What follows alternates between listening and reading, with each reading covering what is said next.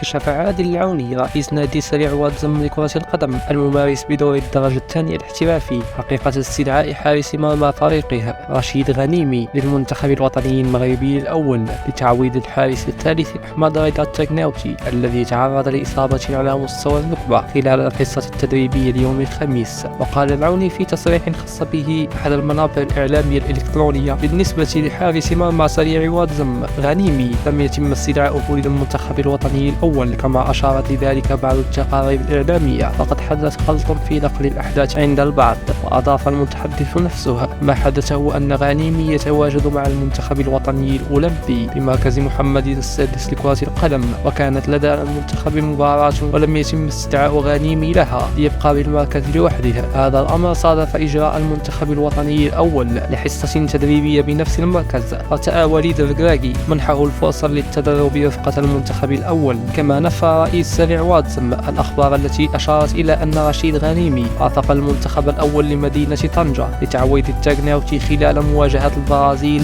مؤكدا أنه سيبقى بمركز محمد السادس رفقة المنتخب الوطني الأولمبي. وكانت تقارير إعلامية قد أشارت إلى أن الناخب الوطني وليد الركراكي استدعى غنيمي للمنتخب الوطني الأول لتعويض التكناوتي المصاب. يشار إلى أن أحمد رضا التكناوتي حارس مرمى الوداد الرياضي والمنتخب الوطني المغربي قد تعرض لإصابة على مستوى الركبة خلال استعدادات الأسود لمواجهة البرازيل وديا. ولم تفصح الجامعة الملكية المغربية لكرة القدم عن طبيعة الإصابة التي تعرض لها حامي أعين الأسود.